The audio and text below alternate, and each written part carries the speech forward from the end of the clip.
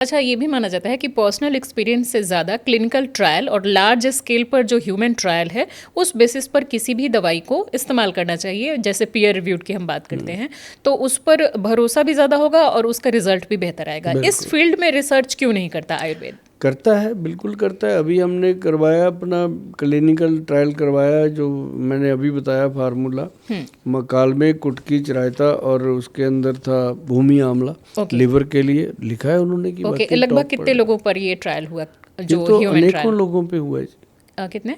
अनेक लोगों पे हुआ है। अच्छा, क्योंकि मैं जो रिसर्च पेपर देख रही थी आज आपसे मिलने से पहले पॉडकास्ट के लिए, तो उसमें कई सारे रिसर्च पेपर ये कह रहे हैं, ज़्यादा से ज़्यादा एक 2013 का मैं देख रही थी जिसमें कि 440 लोगों को एक क्लिनिकल ट्रायल के लिए जुटाया गया। तो ये एक अच्छा नंबर है, 440 फिर भी एक अच्छा नंबर है। इसके अलावा कभी 10 लोगों पे, कभी 40 लोगों पे ऐसे मुझे ट्रायल देखने को मिल रहे थे। तो लार्ज स्केल एक जो ट्रायल होता है वो करने से ज़्यादा अच्छे उसके रिजल्ट आते हैं। तो क्या इस फील्ड में और ज़्यादा ये लार्ज स्केल ट्रायल करने की ज़रूरत नहीं है? बहुत ज़रूरत है।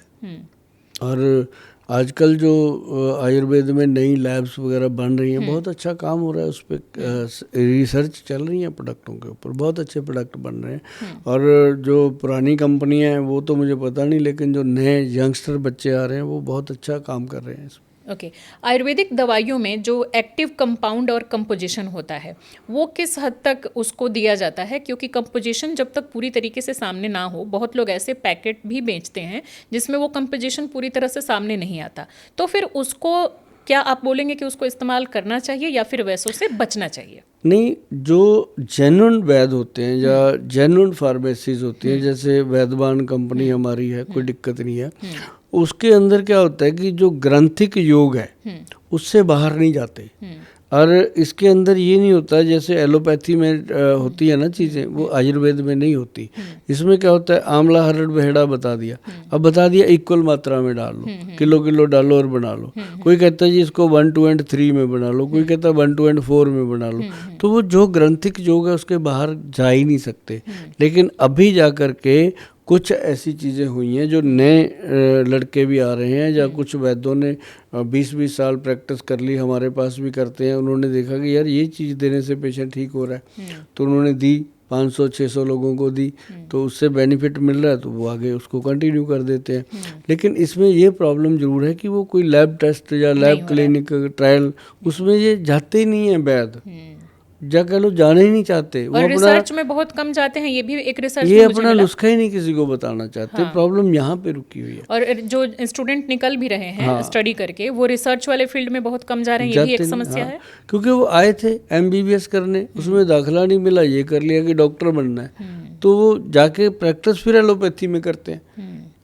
प्रॉब्लम तो ये भी है ना मैडम, पढ़ा तो उन्होंने पूरा आयुर्वेद है। और दूसरी बात, जो एलोपैथी डॉक्टर है उसको आयुर्वेद बिल्कुल नहीं पता होता, पढ़ाया नहीं जाता।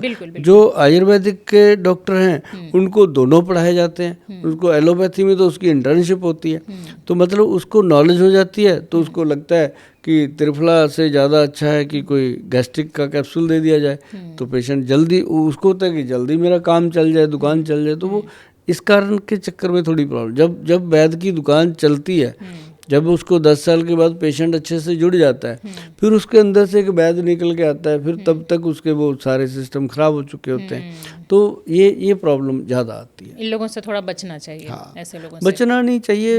अब उनके बिना सोर्स भी कोई नहीं है जी। अब वो एलोपैथी यूज़ करते हैं तो करते हैं। अगर आयुर्वेद में अब कितने लोग काम करेंगे? अब शहर में चले जाओ, किसी शहर के अंदर 150 मेडिकल स्टोर है, तो आयुर्वेद स्टोर कितने हैं? 2। हाँ, ये भी समस्या है ना? तो डॉक्टर बैठे हैं कितने, आयुर्वेद डॉक्टर कितने हैं? एक हकीम बड़ी मुश्किल से ढूंढे, पेशेंट जाए कहाँ? तो वो जाए कहाँ?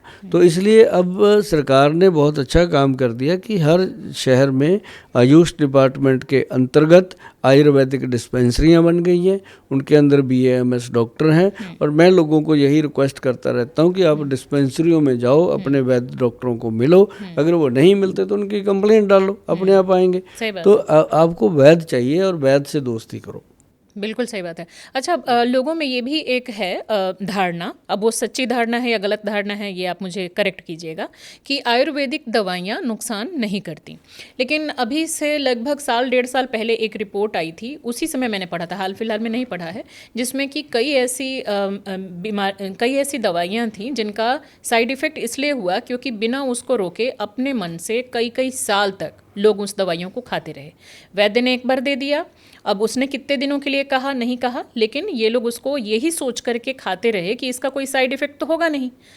ऐसे में आप क्या ऐसे लोगों को बताएंगे कि क्या साइड इफ़ेक्ट होता है या नहीं होता है? मैं सभी लोगों को हमेशा बताता रहता हूँ कि ऐसा कुछ नहीं है कि आयुर्वेद का साइड इफ़ेक्ट नहीं है। हाँ, जैसे कुछ हर्ब्स हैं जो रसायन प्रोडक्ट हैं, जैसे मान लो च्यवनप्राश है, मान लो अपना त्रिफला पाउडर है, इस तरह के कुछ रसायन हैं आयुर्वेद में जो खाए जा सकते हैं।